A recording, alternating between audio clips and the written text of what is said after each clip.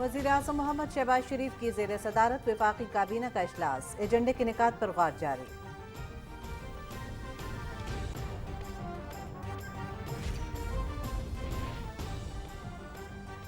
Senator आजम नज़ीर तारड़ ने कानून और इंसाफ के वफाकी वजीर का मनसब संभाल लिया। वज़ीर-ए-आज़म शहबाज शरीफ ने उनका इस्तीफा नामंजूर कर दिया था।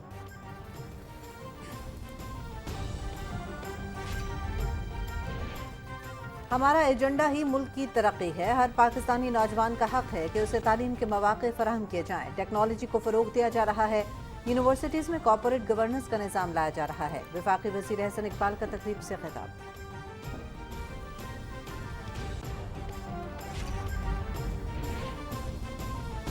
पाकिस्तान पीपल्स पार्टी का यौम तासीस आज मनाया जा रहा है। हमारी जमात जमहूरियत, इंसानी हकूक और मसावात की अलमबरदार है। 55 साल पर मुहित जिद्दोजहद बाराबर होने को है। मुल्क में अब आइन की बालादस्ती और जमहूरियत का राज होगा। मुल्क को आइंदा सिलेक्टेड नहीं इलेक्टेड हुकूमतों की ज़रूरत है। चेयरमैन पीपल्स पार्टी वज़ीर ख़ारजा बिलावल भुट्टो ज़रदारी।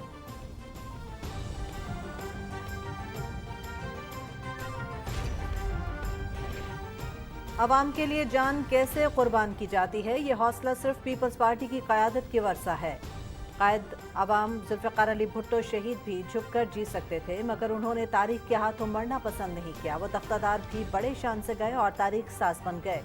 पीपल्स पार्टी के यौम तासीस के मौके पर साबिक सदर आसिफ अली जरदारी का पैगाम।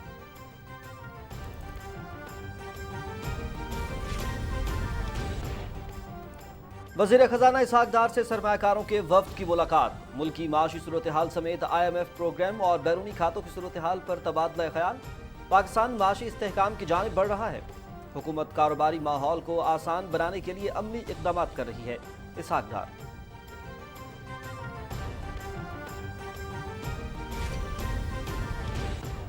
मुनाफरत की सियासत ने मुल्क का बहुत नुकसान किया। अवामी मसाइल का हल हुकूमत की अव्वलीन तरजीह है। इत्तेहादी हुकूमत दरपेश चैलेंजेस से निमटने के लिए इत्तेफाक़ राय से आगे बढ़ रही है। वफाकी वज़ीर शहरी रहमान की कराची में मीडिया से गुफ्तगू।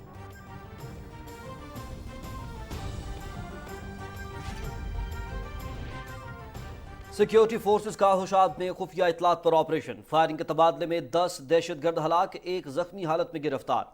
दहशतगर्दों के कब्जे से भारी मिकदार में असलहा और गोला बारूद बरामद। ISPR।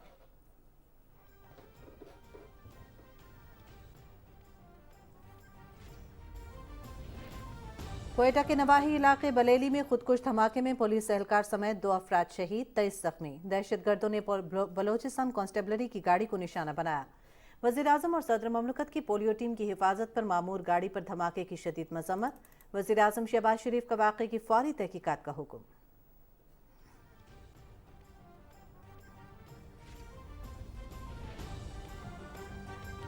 जम्मू कश्मीर के अवाम के खिलाफ भारतीय हुकूमत की एक और चाल नाकाम। इंटरनेशनल फिल्म फेस्टिवल में the Kashmir files propaganda film करार। मकबूजा कश्मीर के वाक़यात की यकतरफा मंजरकशी पर तनकीद। ज्यूरी सरबराह का फिल्म को मुसाबकती फहरिस्त में शामिल करने पर हैरानगी का इजहार।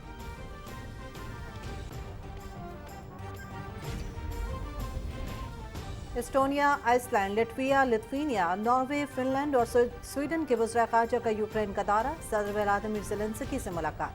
भरपूर ताउन की यकीन दहानी। रूसी हमलों से पैदा सूरत हाल पर भी गौर। यूक्रेनी सदर का सालमियत और दिफाई ताउन पर इज़हार तशक्कुर।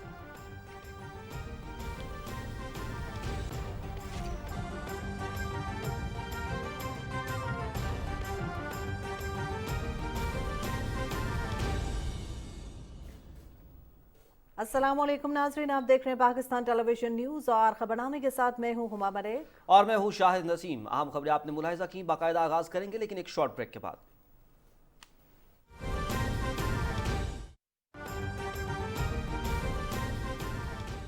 खुशी होती है जब भी मेरा एक interaction national school of public policy के साथ होता है, और वो इस वजह से कि मुस्तकबिल के एतबार से आप ख़ुद ही नहीं बल्कि आपके ज़रिए आपके नीचे जो मैसेजिंग जाती है और जो आप इल्म हासिल करते हैं और उसको इम्प्लीमेंट करते हैं, तो नीचे सब लोग वही सीख कर वो काम करते रहते हैं।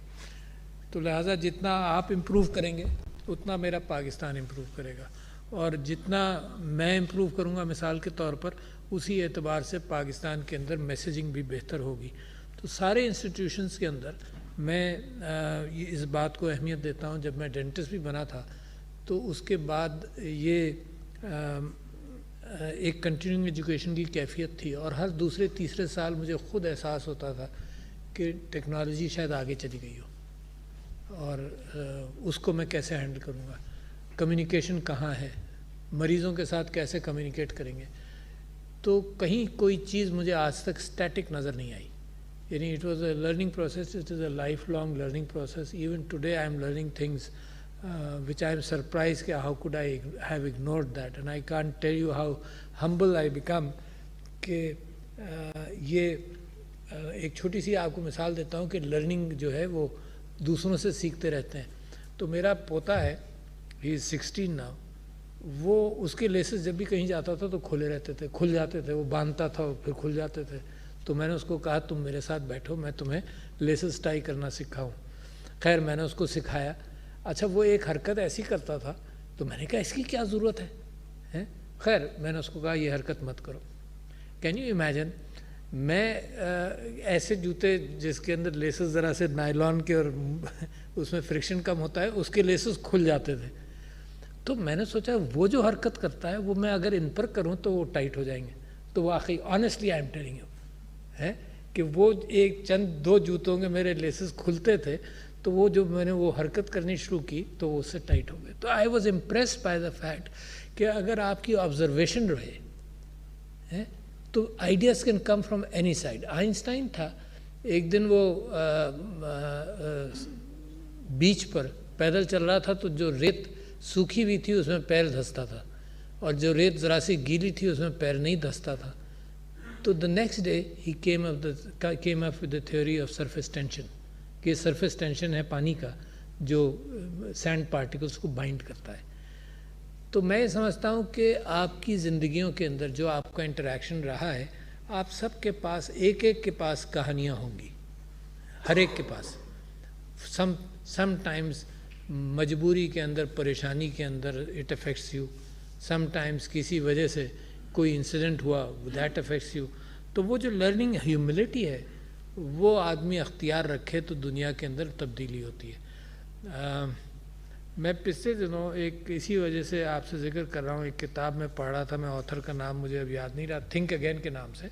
اور تھنک اگین کے اندر میں نے ایک چیز دیکھی کہ اس نے کہا یہ کہ لوگ اپنے تعصبات کے ساتھ زندہ رہتے ہیں اور بڑی مشکل سے بدلتے ہیں. تو میں بھی تعصبات کے ساتھ زندہ رہتا ہوں.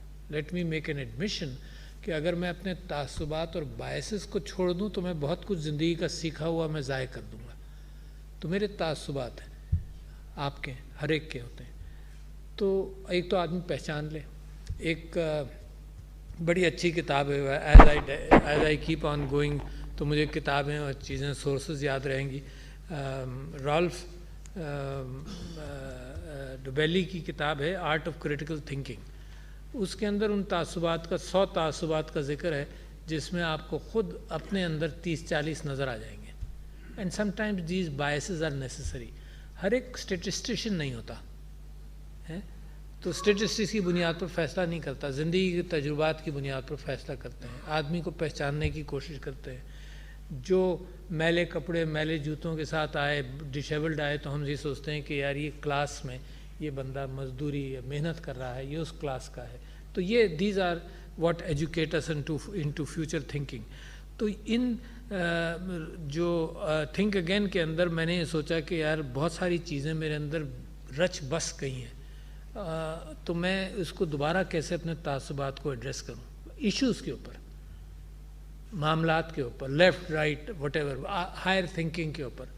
تو ایک تو اس نے یہ کہا کہ ایک تو علم کے معاملے میں آدمی ہیوملٹی اختیار کرے, کیونکہ جب اس کو ہیوملٹی نہیں ہوگی تو وہ سیکھے گا نہیں. جب اس کو یہ ہوگا کہ نہیں میں ہوں, میں جانتا ہوں, تو لہذا سیکھنا میرا بند ہو گیا. تو علم کے معاملے میں اس کی ہیوملٹی بے انتہا ضروری ہے. یہ آپ لوگوں کے لیے جب آپ کورسز سے گزرتے ہیں تو کیفیت یہ ہونی چاہیے اور ہے کہ دنیا میں علم تو اتنا ہے کہ آپ اگر 1.5 لاکھ مرتبہ مریں اور جئیں تو بھی اللہ کی کائنات کا علم ایسا ہے کہ آپ کے قابو میں نہیں آئے گا. لہٰذا علم حاصل کر کر اکڑ نہیں بننی چاہیے. That's the wrong thing. یعنی اگر علم سے آپ کی اکڑ میں اضافہ ہوا ہے تو وہ علم ہی خراب ہے. واقعی اس کی کوئی اہمیت نہیں جو آپ کے اندر اکڑ پیدا کر دے. یعنی جتنا علم بنتا ہے تو اتنا آدمی کو ہیوملٹی یوں آتی ہے کہ جس کو نہیں پتہ تھا کہ علم اتنا ہے وہ تو اکڑ سکتا ہے.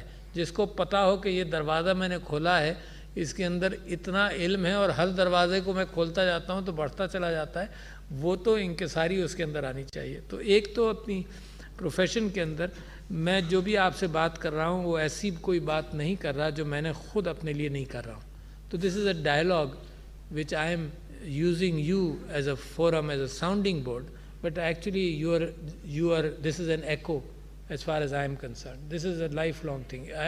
جتنا بھی میری عمر بڑھ جائے تو میں سیکھتا رہتا ہوں. ایک ہندوستان کے بہت بڑے عالم تھے, وہ بیمار ہوئے. یہ آپ نے پچھلے دنوں سنا ہوگا مولانا رفیع عثمانی کا انتقال ہوا. تو ان کے بھی بزرگ تھے, ان کے والد صاحب تھے تقی عثمانی, نہیں مفتی شفیع صاحب دارالعلوم کورنگی کے نگہبان, تو ان کے بھی استاد تھے. تو وہ بیمار ہو گئے. جب بیمار ہو گئے تو خیر عالم تھے, جب بیمار ہو گئے تو کسی نے کہا, افواہ چلی کہ ان کا انتقال ہو گیا. تو ایک ان کے شاگرد نے دیکھا کہ ان کے ہاں تو بتی جل رہی ہے, تو وہ گیا. تو رات کو جب ان کے پاس دیکھا تو اس نے دیکھا یہ تو ہیں, موجود ہیں اور کوئی مطالعہ کر رہے ہیں. اچھا, ان کے لیے بڑا مشکل تھا اٹھ کر بیٹھ کر کسی کتاب کو تلاش کرنا. تو اس نے کہا کہ یہ آپ کیا کر رہے ہیں, آپ تو بیمار ہیں, یہ علم, یہ تو چیزوں سے آپ واقف ہیں, کتابیں آپ کی پڑھی ہوئی ہیں. تو کہنے لگے کہ مجھے تجسس ہو رہا تھا کہ اس حدیث کا اوریجن کیا ہے. تو میں نے یہ سوچا کہ اس کو مرنے سے پہلے, اگر میں نے مرنا ہی ہے کچھ دنوں میں, تو مرنے سے پہلے اپنا تجسس تو ختم کر لوں. تو لہٰذا آخر وقت تک وہ علم کی تلاش اور علم کے ساتھ محبت اور رغبت جو ہے وہ آئی تھنک پہلی چیز جو کسی بھی انسٹیٹیوشن میں آنی چاہیے وہ یہ کہ آپ کی انکوزیٹیونیس کو بڑھا دے. Satisfy part of it and raise your barriers as far as things are concerned کہ فردر انکوزیٹیونیس. اور یہ تلاش دنیا سے مسلسل آتی رہے گی. ایڈمرل پیری تھا جس نے چائنا کے اندر اوپیم وار وغیرہ کے اندر بڑا رول پلے کیا اور چائنا کو سبڈیو کیا. تو یہ شوگن رجیم جاپان میں ہوتی تھی, تو شوگنیٹ نے اپنی دیواریں کھڑی کر دیں اور علم کے لیے بند کر دیا, کیونکہ وہاں کرسچن پادری جو تھے وہ جا کر کنورژن کرنے لگے. تو Japanese as a conservative society انہوں نے کہا کہ بھائی یہ بند کر دو, باہر سے ہمارا تعلق بند کر دو, like the iron curtain which happened in the Soviet Union. تو وہ پہنچا وہاں پر اور اس نے کہا کہ تم کھولو, اور میں آج آیا ہوں تمہارے یہاں پڑاؤ کر رہا ہوں ٹوکیو بے کے اندر, اور اگلے سال پھر آؤں گا. اس کی ریپوٹیشن بہت خطرناک تھی. تو جب اگلے سال آیا تو وہاں میجی ریولوشن بھی اتنے عرصے میں آ بھی چکا تھا. تو جب جاپان اوپن ہوتے ہی انہوں نے 4 ڈیلیگیشنز بنائے, ایک سول سروس کو سمجھنے کے لیے, ایک بیوروکریسی اور پارلیمانی سسٹم کو سمجھنے, یعنی ڈیموکریسی کو سمجھنے کے لیے, ایک ڈیفنس کو. تو 4 ڈیلیگیشنز انہوں نے 4 ممالک میں بھیجے, Canada, France, England and USA. اور پہلا کام انہوں نے یہ کیا کہ انہوں نے اپنا ڈریس بدلا, انہوں نے پتلون قمیض اور ٹائی پہننا شروع کی اور ٹوپی لگانا شروع کی. اور اس زمانے کے جتنے امیجز ہیں پہلے وہ اس کلچر میں ملے جا کر, اور وہاں سے 3 سال بعد واپس آئے. ڈیلیگیشن 8-10 لوگوں کا تھا. 3 سال بعد آئے واپس, اور آ کر انہوں نے انفارم کیا کہ دنیا یہاں ہے. اسی طرح سے جب نیپولین مصر پہنچا تو ایک زوال پذیر کیفیت بھی تھی, مگر نیپولین ہمیشہ سے علم کا شوقین تھا, بیوروکریسی کا. His art of war was unique and his art of bureaucracy and learning was also unique. تو وہ تقریباً 53 یا 153 I remember forget the figure, اتنے اسکالرس کو بھی اس نے کائرو بلایا, مصر بلا کر, اور ان کو بیوروکریسی کے اعتبار سے اور کلچرل انپٹ کے اعتبار سے وہ اس نے گائیڈ کیا کہ ایسا ہو. اور نیپولین کے اوپر اتنا ہوپ تھا کہ ہندوستان پاکستان سے مفتی ہند بھی انہوں نے بھی خط لکھے اور نیپولین کے جواب کے اندر پاشا مصر کا پاشا جو تھا اس نے بھی ان کو 3 خطوط دیے کہ جی ہم آپ کے ساتھ کولیبریٹ کرنا چاہتے ہیں. ٹیپو سلطان نے بھی اس کو اپروچ کیا وائل ہی واز ان مصر, ہے نا, اور ٹیپو سلطان سے بھی خط و کتابت ہوئی. بٹ نیپولین نے جو اپنی بینیفٹس چھوڑے اس میں امپرووڈ بیوروکریسی ان مصر and improved sciences and reach for sciences. تو میں آپ کے حوالے سے یہ تو تاریخی کیفیت تھی, but bureaucracy has been obviously important throughout the world. In fact قرآن کے اندر بھی حضرت یوسف کی پلاننگ کے اعتبار سے کا ذکر ہے پورے واقعے کا کہ فرعون کو کیسے انہوں نے گائیڈ کیا غلے کے حوالے سے. That's what you focus do, you predict and then you handle it. But سب سے امپورٹنٹ چیز جو آپ کی آؤٹ ریچ ہے لوگوں کے ساتھ وہ بڑی اہم ہے. That is the most painful part of my life, not the bureaucracy, but in لوگوں کے ساتھ جو فخر اور گھمنڈ کے ساتھ مجھے اگنور کرتے تھے یا ریجیکٹ کرتے تھے. That's the most painful part. کسی نے کام کیا نہیں کیا, دیٹ واز irrelevant. میری والدہ جب بیمار ہوئیں تو ایک ڈاکٹر تھے جو بہت ہی روڈ تھے, اور میں اس زمانے میں ڈاکٹر بن چکا تھا, اینڈ شی ہیڈ کینسر. تو وہ اتنے روڈ تھے کہ میں نے اپنی زندگی میں یہ طے کر لیا کہ میں مر جاؤں گا, ان کے پاس کبھی نہیں جاؤں گا. ایون دو ان کے پاس کنجی ہو میری زندگی کی, میں نہیں جاؤں گا. تو یہ ذہن میں رکھیے کہ دا روڈنس ہے. اچھا, روڈنس کیوں آ جاتی ہے؟ اس وجہ سے بھی آ جاتی ہے کہ وہ آدمی اسی قسم کی فریاد کر رہا ہے جو آپ کو معلوم ہے, تو یو کٹ ہم ڈاؤن. روڈنس اس وجہ سے آ جاتی ہے کہ یہ غلط بات کر رہا ہے, یو کٹ ہم ڈاؤن. روڈنس اس وجہ سے آ جاتی ہے کہ یہ ریپیٹ بھی کر رہا ہے اور آپ کے پاس وقت نہیں ہے, تو یو گیٹ اریٹیٹڈ. اس کو کم کریں. یعنی these days I am reading Rumi a lot. تو رومی کیا کہتا ہے؟ غصے کے حوالے سے کہتا ہے کہ جب تم کو غصہ آئے تو موت کا سکوت اختیار کرو. یعنی موت کا سکوت کا مطلب ان ریسپانسو ہو جاؤ. یہ آج کل سکھایا جاتا ہے نا 1 سے 10 تک گنتی گنو. تو جب غصہ آتا ہے تو موت کا سکوت, ڈونٹ رسپونڈ. اگر امیڈیٹلی رسپونڈ کرو گے تو اتنا ہی روڈ ہوگے. تو ایک تو اس چیز کو رکھیں. دوسرے آؤٹ ریچ کے حوالے سے ایک واقعہ سنا کر آئی ول جسٹ کلوز مائی گفتگو because I want to hear you, I want to respond to your questions. آپ بالکل آزاد ہو کر سوال کیجیے گا, سیاست پر ہو, کسی چیز پر بھی ہو, because this office, this presidency is yours, is the امانت of the people of Pakistan. So whatever I can share I will share. تو حضرت عمر کو کسی نے یہ کہا کہ ایران کے اندر جو آپ نے گورنر بنا کر بھیجا ہے وہ اس نے ایک دہلیز بنا لی ہے, اور جب لوگ اس سے ملنے آتے ہیں تو پہلے وہ وہاں پر ایک سپاہی بیٹھا ہے جو ان سے اس کا انٹرویو کرتا ہے, پھر وہ اجازت دیتا ہے. تو حضرت عمر نے کسی کو بھیجا وہاں اور ان صاحب کو یہ کہا کہ پہلے تو وہ دہلیز توڑ دینا, اس کے بعد اس کو میسج دینا. تو وہ جو صاحب گئے انہوں نے پہلے دہلیز توڑی اور پھر یہ میسج دیا گورنر کو کہ دیکھو لوگوں سے رابطہ بے انتہا ضروری ہے ایک آفیشل کا, اور اگر رابطہ نہیں ہوگا اور تم نہیں کر سکتے تو واپس آ جاؤ, کسی اور کو بھیج دیں گے. تو very courteous statement also, but a message. آج آپ یہ نہیں کر سکتے, میں نہیں کر سکتا کہ ہم کسی کو بالکل کھول دیں کیونکہ پاپولیشن بڑھ گئی, آپ کی ایڈمنسٹریشن بڑھ گئی. But there are ways and means. یہ پرنسپل ہے. This is not exactly how you would do it, but یہ پرنسپل ہے کہ آپ لوگوں کو زحمت دینے کے بجائے آن لائن رابطہ کریں, آن لائن آپ کے پاس رابطے ہو سکیں اور آپ آن لائن آؤٹ ریچ کر سکیں. اسی طرح سے اپنی تعلیم میں کر سکیں. Physical distances create problems. مشرقی پاکستان کی علیحدگی کے اندر یہ بات تھی کہ کراچی واز اے کیپٹل.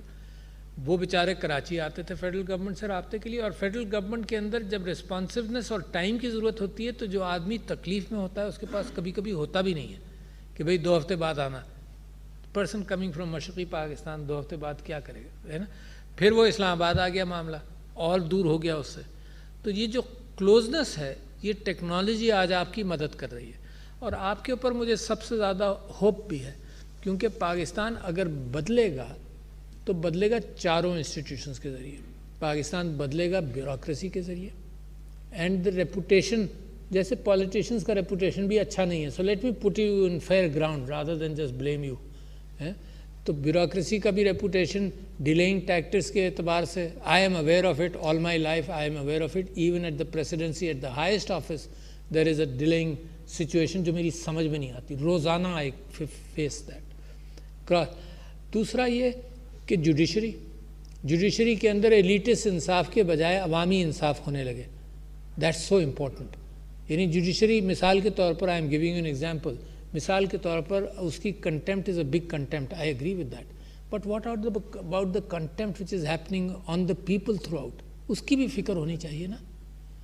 تو judiciary, bureaucracy, all of you are doing a good job, but a tremendous amount of improvement is needed. جو جمہوریت ہے اس کے اندر بھی بڑے امپروومنٹ کی ضرورت ہے. اور جو ہمارا ڈیفنس ہے اس کو بھی، اس ملک کو ڈیفینڈ کرنا آسان کام نہیں ہے. یہ جو ہائیبرڈ وار کے کانسیپٹس آ گئے، سائبر سیکیورٹی کے کانسیپٹس آ گئے، سائبر اٹیکس کی کیفیت آ گئی، تو یہ ڈیفینڈ کرنے کے لیے بھی 10 قدم تیز بھاگنا پڑے گا تاکہ دنیا کا کچھ نہ کچھ تو ہم مقابلہ کر لیں. So having said all this, these are random thoughts, but those thoughts which come to mind that day, so اس گروپ کے ساتھ وہ زیادہ شیئر ہو جاتے ہیں. تو I would hand over the thing to you. This is just my thinking direction. Not necessarily questions need not be limited to what I have said. جناب علی. صدر مملکت کا نیشنل مینجمنٹ کورس کے شرکا سے خطاب آپ ملاحظہ کر رہے تھے. صدر ڈاکٹر عارف الوی نے کہا کہ سیکھنے کا عمل ساری عمر جاری رہتا ہے. علم حاصل کرنے کے لیے ہمیں اپنے اندر انکساری پیدا کرنا ہوگی. دنیا میں ہونے والی تمام تر ترقی بھی علم ہی کی مرہون منت ہے، اور علم ہی سے ممکن ہے کہ ہم مزید بھی ترقی کے منازل کو طے کر سکیں گے. انہوں نے کہا کہ سیکھنے کا عمل کبھی بھی نہیں رکتا اور علم کے اوپر انسان کو تفاخر نہیں کرنا چاہیے. ابھی آپ کو بتائیں کہ وزیر اعظم محمد شہباز شریف کی زیر صدارت وفاقی کابینہ کا اجلاس جاری ہے. اجلاس میں ایجنڈے کے نکات پر غور کیا جا رہا ہے.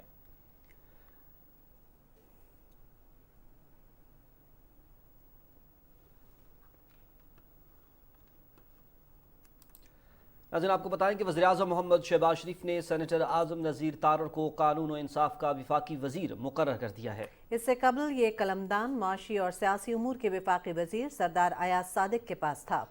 سینیٹر اعظم نذیر تارڑ نے وزارت قانون اور انصاف میں اپنے عہدے کا چارج سنبھال لیا ہے.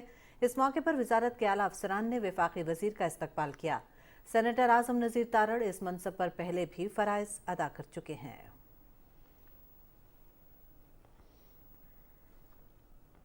منصوبہ بندی اور ترقی کے وزیر احسن اقبال کہتے ہیں کہ اعلیٰ تعلیم سے ہی ملک کو معاشی طور پر مستحکم کیا جا سکتا ہے.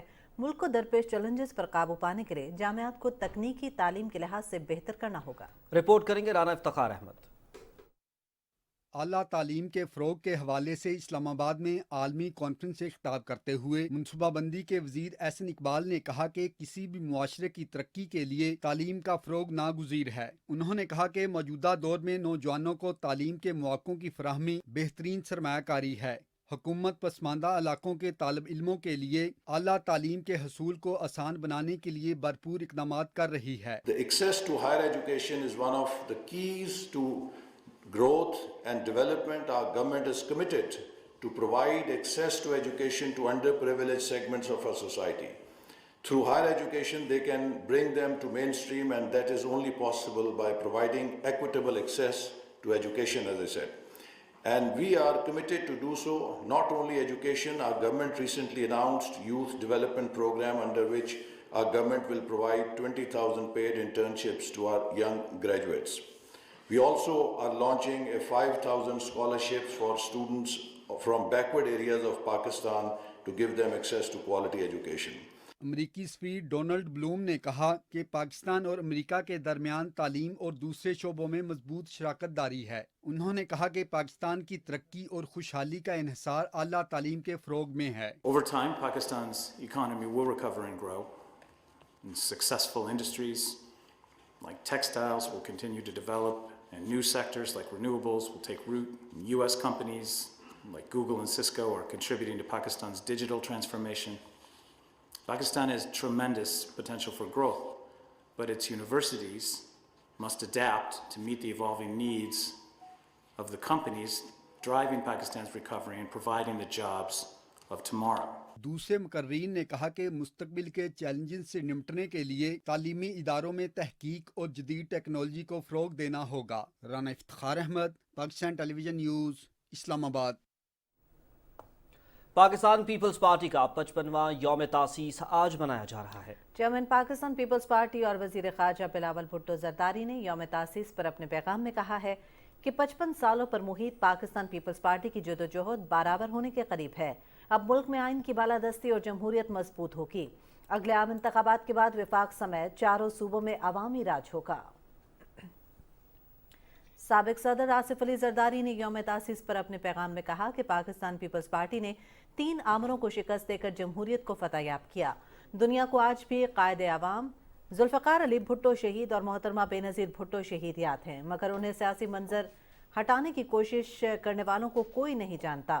تمام ملکی امور کا فیصلہ عوام کی منتخب پارلیمنٹ کرے گی اور جمہوریت مضبوط ہوگی۔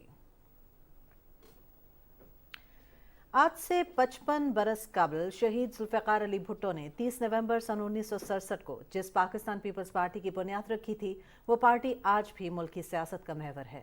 مزید تفصیل محمد زبیر الدین کی رپورٹ میں جانیے۔ پاکستان پیپلز پارٹی کے بانی شہید ذوالفقار علی بھٹو کرشماتی شخصیت کے مالک تھے۔ پارٹی کے فلسفے اور منشور کے مطابق اسلام ہمارا دین ہے، جمہوریت ہماری سیاست ہے اور طاقت کا سر چشمہ عوام ہے۔ یہ سابق وزیر اعظم شہید ذوالفقار علی بھٹو اور انہی کی صاحبزادی شہید محترمہ بے نظیر بھٹو کی پورے اثر شخصیات کا ہی کارنامہ ہے کہ اس پارٹی نے ہمیشہ عوام کے لیے حق حاکمیت، خواتین کی آزادی، اقلیتوں کو قومی دھارے میں شامل کرنے اور جمہوری اداروں کو بااختیار اور طاقتور بنانے کے ذریعے ملک کو فلاحی اور جمہوری ریاست بنانے کی مستقل جدوجہد کی۔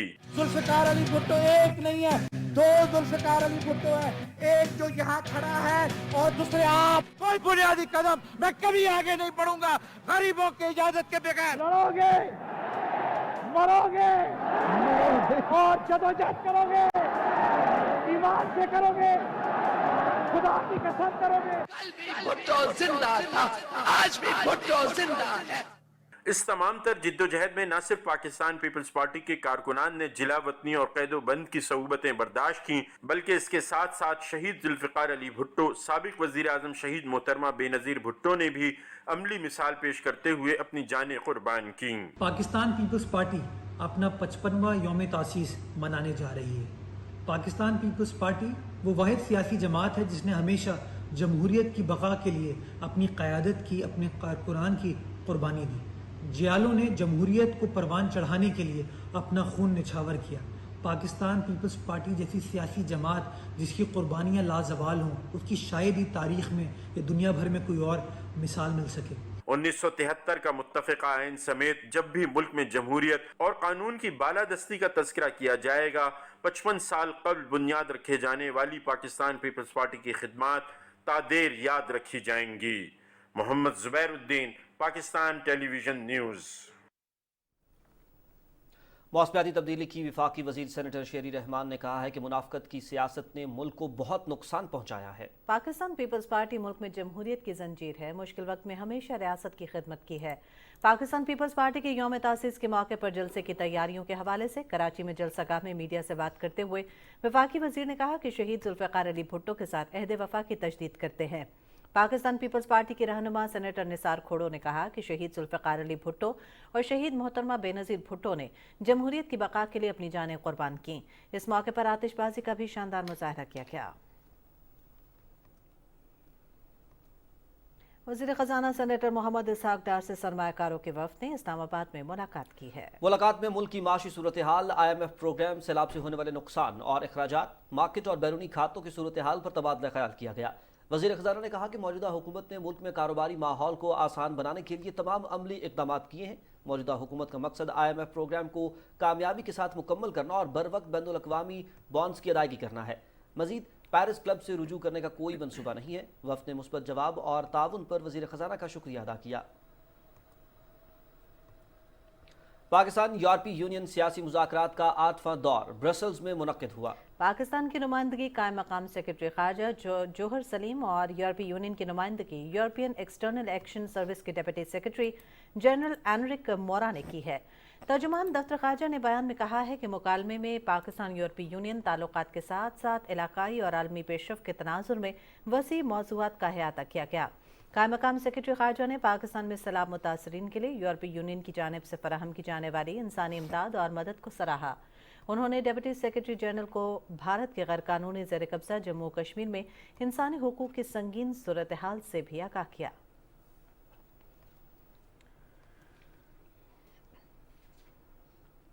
चेयरमैन पीटीआई इमरान खान की जानिब से पंजाब और खैबर पख्तूनख्वा असम्बलियाँ तहलील करने और बलोचिस्तान और सिंध असम्बलियों से मुस्तफ़ी होने के ऐलान पर उनकी अपनी जमात में भी शदीद इख्तिलाफ है।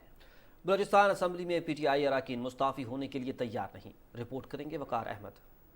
बलूचिस्तान में पीटीआई का सियासी एजेंडा कभी भी जगह नहीं बना सका। पार्टी इख्तिदार में थी तब भी मुख्तलिफ धड़ों में तकसीम ही नजर आई, लेकिन अब इस्तीफों की बात के बाद सूबाई पार्लियामेंटेरियन और पार्टी वर्कर्स की राहें जुदा नजर आती हैं। अगर सूबाई पार्लियामेंटेरियन इस्तीफे नहीं देते तो क्या उन्हें असेंबली से डिसीट करवाया जाएगा? बलूचिस्तान में तहरीक इंसाफ के टिकट पर मुंतखब अरकान 6 जबकि एक वीमेन रिजर्व सीट पर ईवान का हिस्सा है।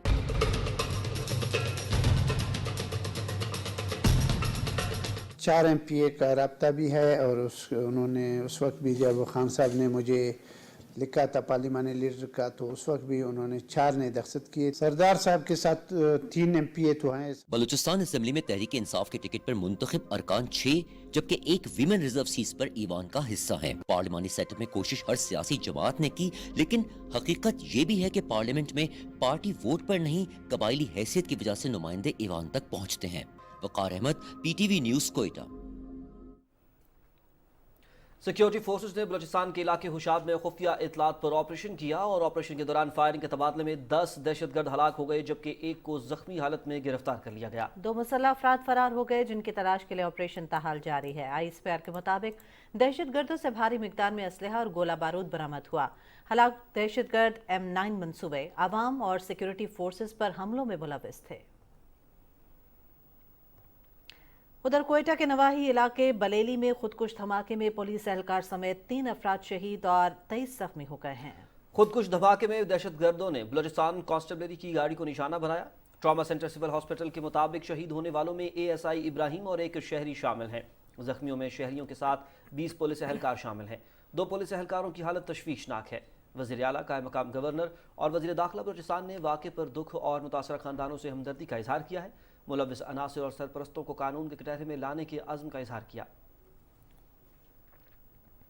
वज़ीर आज़म मोहम्मद शहबाज शरीफ ने बलूचिस्तान के नवाही इलाके बलेली में पोलियो टीम की हिफाजत पर मामूर पुलिस की गाड़ी पर धमाके की शदीद मजम्मत करते हुए वाक़े की फौरी तहकीकात का हुक्म दिया है। वज़ीर आज़म ने वाक़े में पुलिस एहलकार समेत एक बच्चे की शहादत पर दिली दुख और रंज का इजहार करते हुए जख्मियों को बेहतरीन तिबी सहूलियात फराहम करने की हिदायत जारी की। वज़ीर आज़म ने कहा कि मुल्क से पोलियो के खात्मे तक चैन से नहीं बैठेंगे। मुझ समेत पूरी कौम की तमाम तर हमदर्दियाँ शुहदा के अहले खाना के साथ हैं। उन्होंने वाक़े में जख्मी होने वालों की जल्द सेहतयाबी की दुआ की।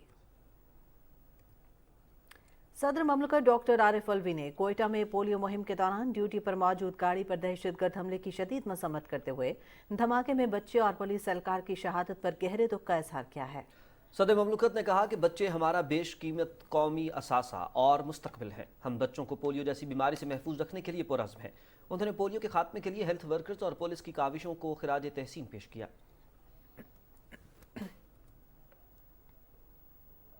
और नाज़रीन, अब खबर देंगे आपको ठट्ठा से, जहां मौसम सरमा शुरू होते ही सैलाब मुतासरीन की परेशानियों में मजीद इजाफा हो गया है। सैलाब मुतासरीन को सर्दी से बचाने के लिए ज़िला इंतजामिया ठट्ठा की तरफ से गर्म कंबलों की तकसीम के पहले मरहले में 15,000 कंबल बांटे जा रहे हैं।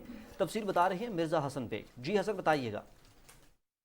सैलाब मुतासरीन को सर्द मौसम का सामना है और वो सर्दी की वजह से बहुत सख्त परेशान थे, तो इस मौके पर डिप्टी कमिश्नर ठट्ठा गज़नफ़र अली कादरी ने जो है इनको गर्म कंबल तकसीम करने का सिलसिला शुरू किया है। सर्दी का मौसम शुरू हो गया है तो हमने पूरे डिस्ट्रिक्ट में जो है वो ये डिस्ट्रीब्यूट करने हैं और हर ताल के लेवल पे हमने डिस्ट्रीब्यूट किए हैं। अभी हम ये जो IDP कैंप है इस पर जो है वो डिस्ट्रीब्यूशन कर रहे हैं और इसके अलावा जो कच्चे में अभी IDP शिफ्ट हो गए अपने अपने घरों में, हम वो भी अपना डिस्ट्रीब्यूट کریں گے اور پورا جو بھی ریلیف آئٹم آتے جائیں گے وہ ہم کو انشاءاللہ تعالیٰ جو IDPs ہیں ان کو پہلے مرحلے میں 15,000 کمبل جو ہے تقسیم کیے جائیں گے اور اس کی ابتدا جو ہے ٹینٹ سٹی سے کی گئی ہے. ٹینٹ سٹی میں مختلف اضلاع کے لوگ جو ہیں ابھی یہاں مقیم ہیں جن کے گھر بالکل گر چکے ہیں اور ابھی تک یہ جو ہے بحالی کے عمل سے نہیں گزرے ہیں. یہ اپنے گھروں کو واپس نہیں گئے.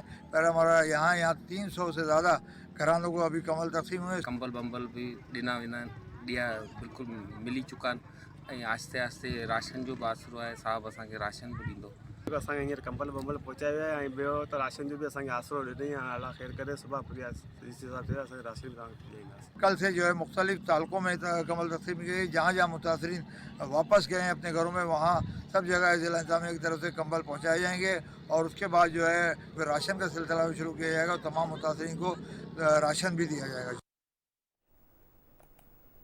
شکریہ ناظرین. تفصیلات سے ہمیں آگے کر رہے تھے. آگے بڑھتے ہوئے آپ کو بتائیں کہ منڈی بہاؤالدین پولیس نے منشیات کے مکمل خاتمے کے خلاف مہم کے دوران 3 کروڑ روپے سے زائد مالیت کی 286 کلو گرام منشیات برآمد کر لی ہیں. 125 منشیات فروشوں کو گرفتار کر کے ان کے خلاف مقدمات درج کیے گئے ہیں. ڈسٹرکٹ پولیس آفیسر منڈی بہاؤالدین نے پریس بریفنگ کے دوران بتایا کہ 11 تھانوں نے منشیات کے خاتمے کے لیے مہم چلائی. نوجوان نسل کو منشیات سے محفوظ رکھنے کے لیے ضلع کے تمام سکولز، کالجز اور یونیورسٹیز میں آگاہی مہم کا آغاز کیا جا رہا ہے.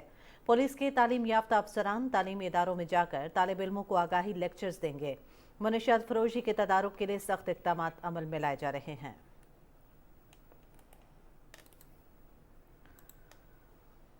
برے صغیر پاک و ہند کے عظیم روحانی پیشوا حضرت شاہ رکن الدین عالم کے 709ویں سالانہ عرس کی 3 روزہ تقریبات آج ملتان میں شروع ہو گئی ہیں. صوفی بزرگ کی روحانی اور دینی تعلیمات اور خدمات کے بارے میں فرحان مرزا کی رپورٹ دیکھتے ہیں. برے صغیر پاک و ہند کے عظیم روحانی پیشوا حضرت شیخ رکن الدین عالم 26 نومبر بروز جمعۃ المبارک 1251 عیسوی میں ملتان میں پیدا ہوئے. آپ حضرت بہاؤالدین ذکریہ رحمت اللہ علیہ کے پوتے تھے. آپ کے والد شیخ صدر الدین عارف نے جو تصوف اور حق گوئی کا ترکہ چھوڑا تھا اسے حضرت شاہ رکن الدین عالم نے اپنی زندگی کا منشور بنایا. آپ نے اپنے جد امجد کی قائم کردہ درسگاہ کو اپنے عہد میں بام عروج تک پہنچایا. دینی تعلیم کے ساتھ ساتھ مختلف علوم و فنون کے شعبے قائم کیے. آپ کی انہی کوششوں کے نتیجے میں جنوبی ایشیا میں اسلام کے روحانی مراکز قائم ہوئے جس کی وجہ سے ہزاروں بندگان خدا صراط مستقیم پر گامزن ہوئے.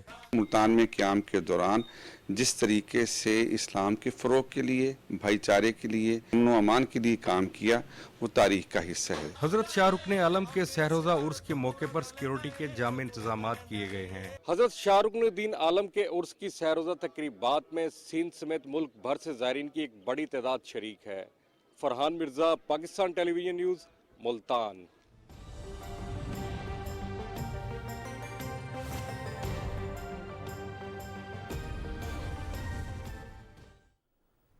السلام علیکم. ویدر اپڈیٹ کے ساتھ میں ہوں عبدالقدیر. ناظرین، موٹر وے M1 پشاور ٹول پلازا سے رشکئی جبکہ Swat express way colonel Sher Khan سے اسماعیلیہ تک دھند کے باعث ہر قسم کے ٹریفک کے لیے بند کر دی گئی ہے.